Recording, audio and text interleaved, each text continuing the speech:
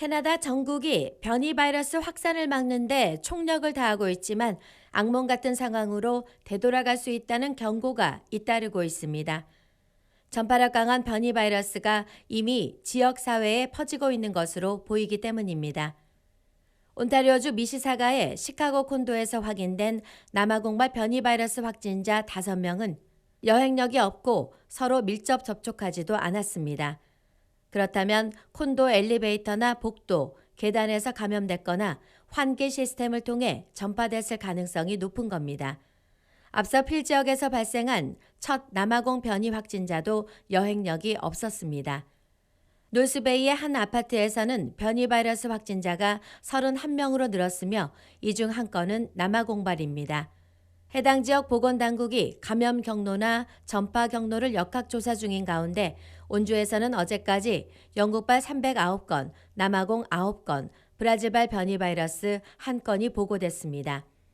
브리티시 콜롬비아주에서는 영국발 변이 바이러스 40건, 남아공발 19건, 나이지리아발 변이 바이러스 1건까지 총 60건이 확인됐습니다. 알버타주에서는 영국발 214건, 남아공발 변이 바이러스 7건이 나타났습니다. 한 원주민 지역에서도 변이 바이러스가 확인되는 등 전국에서 확산되자 연방보건당국은 이 변이 바이러스가 현재 확진자 감소세를 완전히 바꿀 수 있다고 경고했습니다. 3월이나 4월쯤 3차 대유행이 올 수 있다며 각 주정부의 봉쇄 완화를 우려하고 방역 고삐를 더 죄야 한다고 지적했습니다.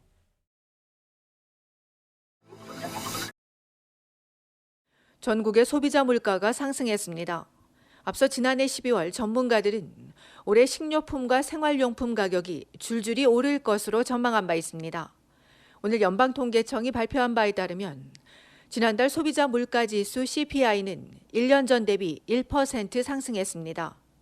12월에는 0.7%였는데 지난달엔 전문가의 예상치인 0.9%보다 높은 1%를 기록하며 빠른 물가 상승을 나타냈습니다.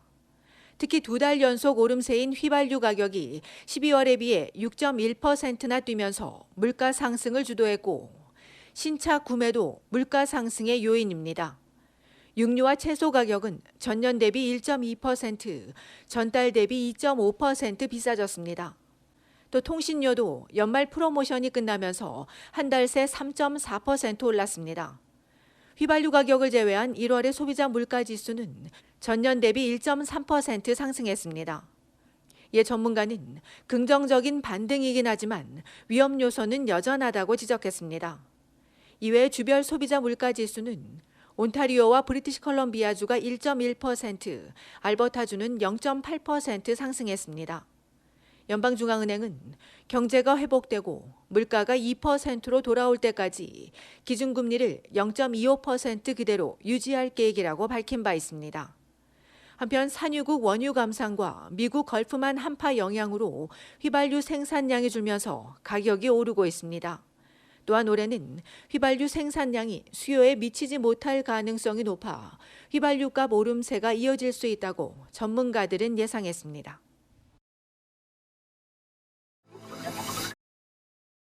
온타리오주의 코로나19 신규 확진자 수는 또 줄었습니다. 전날 대비 어제 신규 확진자가 847명 늘어 10월 28일 이후 최저치를 기록했습니다. 일주일간 하루 평균 확진자 수도 1,002명으로 떨어졌습니다. 지역별로 토론토에서 257명, 욕지역 131명, 필지역은 171명입니다. 또 10명이 추가 사망했습니다. 온주 정부가 영업활동을 재개하고 핫스팟 학교들이 대면 수업을 시작하자 일부에서는 영업 재개가 너무 이르다는 지적이 나오고 있습니다. 토론토 보건당국도 어제 지금은 완화할 때가 아니라고 밝혔는데 필 지역은 더 나아가 스테이 앳홈 제한령을 14일 더 연장해야 한다고 정부에 요청하기도 했습니다. 이런 가운데 온주 정부가 추진하는 이머전시 브레이크, 즉 긴급 조치에 관심이 몰리고 있습니다. 신규 환자나 변이 바이러스가 급증하는 지역을 다시 봉쇄하는 비상조치인데 아직까지 구체적인 내용은 나오지 않고 있습니다. 다만 변이 바이러스 확진율이 10%를 기록하거나 환자가 증가하게 되면 해당 지역의 보건당국과 긴급 논의한 뒤 적절한 조치를 취할 것으로 알려졌습니다. 지난 2월 3일 이후 어제까지 온주의 변이 바이러스 확진율은 7%입니다. 한편 온주에서는 오늘 정오까지 19만 5,366명이 2회 차분 백신 접종을 마쳤습니다. 코로나 팬데믹이 치솟는 주요 도심의 월세를 하락세로 돌아서게 했습니다. 밴쿠버와 토론토 월세는 여전히 전국에서 가장 높지만 4년 만에 최저치로 돌아섰습니다. 임대 리스팅 업체 패드매퍼에 따르면 브리티시 컬럼비아주 밴쿠버의 평균 월세가 전국에서 가장 높고 토론토가 뒤를 이었습니다. 토론토가 지난해 10월까지 1위였으나 순위가 바뀌었습니다. 밴쿠버의 원베드룸 월세는 1,940달러로 2017년 4월 이후 최저 수준입니다. 토론토의 원베드룸 중간 가격도 1,770달러로 1,700달러였던 2017년 2월 이후 가장 낮은 수준까지 하락했습니다. 늘어난 재택근무로 인해 사람들이 더 저렴한 외곽 지역으로 빠져나가는데 반대로 학생과 신규 이민자 유입은 줄어 빈집이 늘어나면서 월세 가격도 뚝 떨어졌습니다. 이 와중에도 BC주 버나비와 온주의 베리는 각각 1,680달러와 1,650달러로 전년보다 올랐습니다. 키치너와 윈저, 헬리팩스 지역도 월세가 상승했습니다. 온주의 원베드룸 콘도 가격 순위는 토론토와 베리에 이어 오타와 키치너, 해밀턴 순입니다.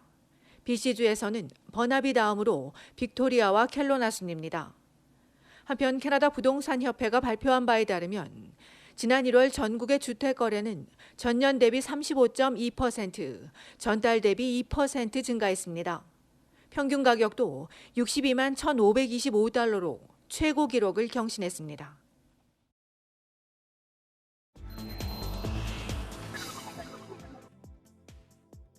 온타리오주 토론토에서 임대 사기가 기승입니다. 토론토 경찰에 따르면 사기범은 에어비앤비를 통해 예약한 집을 마치 자신의 집인 양 키즈지 등 인터넷에 광고를 내고 세입자가 연락해 오면 코로나로 인해 집을 보여줄 수는 없지만 돈을 보내면 입주할 수 있다고 속여 사기 행각을 벌이고 있습니다. 경찰은 이들이 주변 시세보다 낮은 저렴한 가격으로 세입자를 유혹하고 있다며 이런 광고를 보면 일단 의심하고 계약을 하거나 돈을 보내기 전 꼼꼼히 확인할 것을 당부했습니다.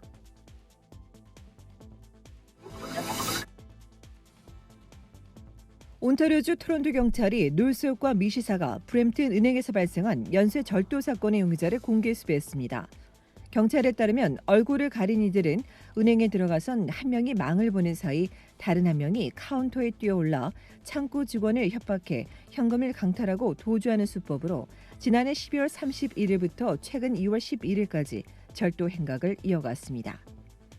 이후 필 지역 경찰과 공조 수사를 벌인 토론토 경찰은 최근 토론토에 거주하는 30세 용의자를 붙잡은 뒤 두 번째 용의자인 미시 사가의 26세 줄리언 플러를 공개하고 거처에 대해 알고 있는 시민들의 제보를 요청했습니다.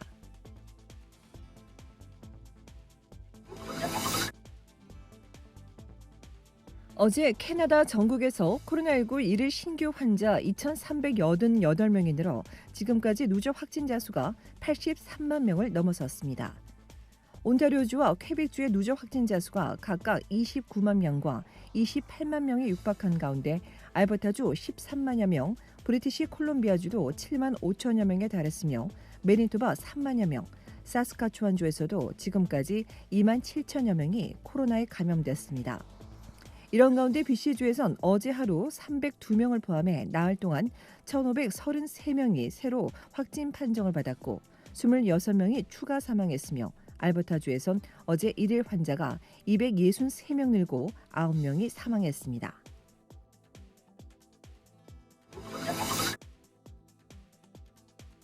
연방이민성이 이례적으로 취업비자 소지자 2만 7천여 명에게 영주권을 신청하도록 허용했습니다. 익스프레스 엔트리 이민 프로그램 지원자에 한해 적용한 건데 최근 정부는 합격 점수를 앞서 450점대에서 75점까지 낮춰 5배 넘는 인원을 수용했습니다. 이에 관계자들은 코로나 팬데믹 탓에 신규 이민자가 급감하자 정부가 이민자 목표치를 채우기 위해 이미 캐나다에서 취업 비자로 일하고 있는 이들을 대폭 받아들인 것으로 보인다고 설명했습니다. 관계자들은 언제까지 이 조치가 이어질지 알 수는 없지만 CC 지원자들은 선발 점수가 크게 낮아진 만큼 지금이 기회라며 신청을 서두를 것을 조언했습니다. 한편 연방정부는 올해 신규 이민자 40만여 명을 받아들일 계획입니다.